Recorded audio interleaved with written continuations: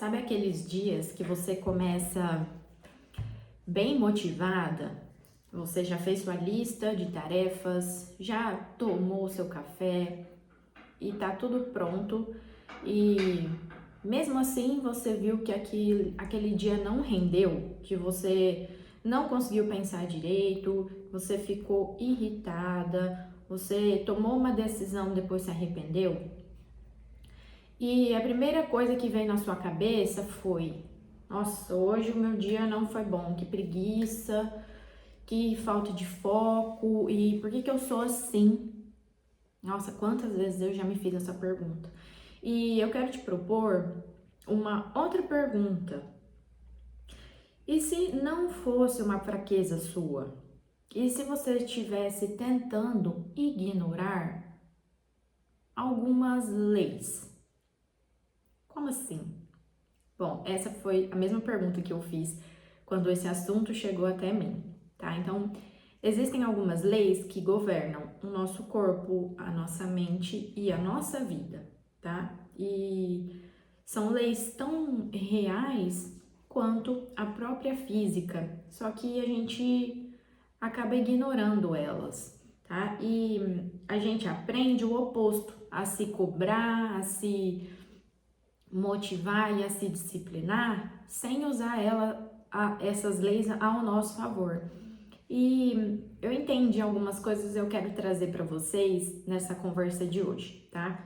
Então, esse assunto chegou até mim de um jeito meio que curioso, mas no fim foi fazendo sentido.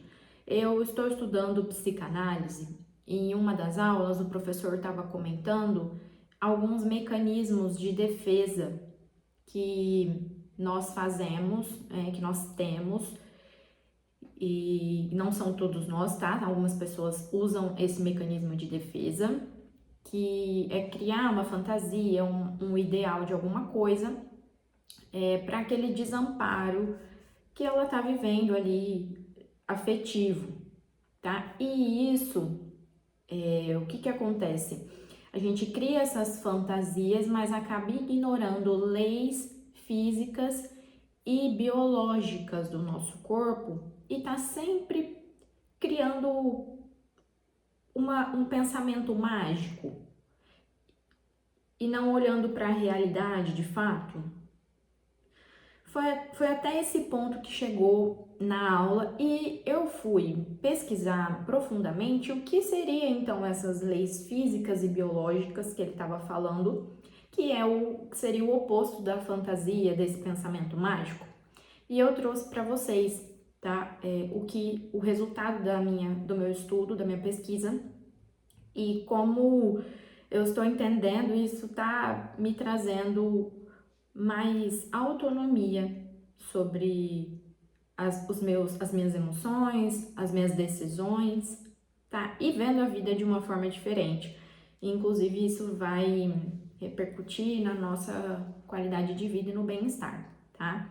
Então, existem alguns princípios naturais que governam o funcionamento do nosso corpo, querendo ou não, tá? E que o grande problema das pessoas, e eu me incluo nisso, é que a gente tenta resolver a vida sem entender essas leis.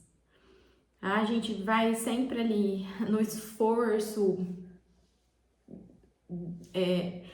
além do que precisa, e às vezes não é isso, né? O segredo. Precisa sim de um esforço, mas que ele seja inteligente, tá? Então, eu nomeei aqui entre algumas delas que eu vou trazer para vocês. Então, a primeira é: uma mente cansada pensa pior, tá? Então, esse é o tema do nosso vídeo e eu acredito que reflete em muitas coisas no nosso dia a dia, tá? Então, isso não é uma opinião minha, é neurociência mesmo. E quando você tá exausta, existe uma parte do nosso cérebro que é o córtex pré-frontal, que é essa parte responsável pelas decisões, pelo nosso raciocínio, pelo nosso controle emocional, tá? Então, quando a gente está exausta, essa parte do nosso cérebro, ele simplesmente para de funcionar, ele desativa. E o que acontece? Isso não quer dizer que nós somos fracas, tá? E nem dizer que quem dura mais tempo é forte, não é esse o conceito, não é esse o sentido, mas é entender que ele tem um recurso, o nosso cérebro tem um recurso para operar num nível de exigência, tá? E quando a gente passa dele, as coisas não vão ficar legais, elas vão piorar, tá bom? A segunda é que o corpo, ele tem um ritmo, e quando a gente ignora esse ritmo, a gente vai pagar o preço por ele, tá? Então, existe o ciclo circadiano, o ritmo hormonal, principalmente nós mulheres, os picos naturais de energia ao longo do dia. Pode ver que às vezes de manhã a gente tá com mais energia, chegou à tarde, poxa, você tá mais cansadona, você não tá rendendo igual você tá rendendo de manhã. Às vezes depois do almoço, depois que você se alimenta, isso também muda, tá? Então, isso é real, acontece mesmo, tá? E tem momentos que o teu corpo, ele vai estar bom para produzir, para criar, às vezes ele vai estar bom para descansar, ele vai pedir por um tempo de descanso, tá? Só que o que acontece? A gente passa anos forçando o oposto. Render mais, eu tenho que fazer mais, eu tenho que aguentar mais.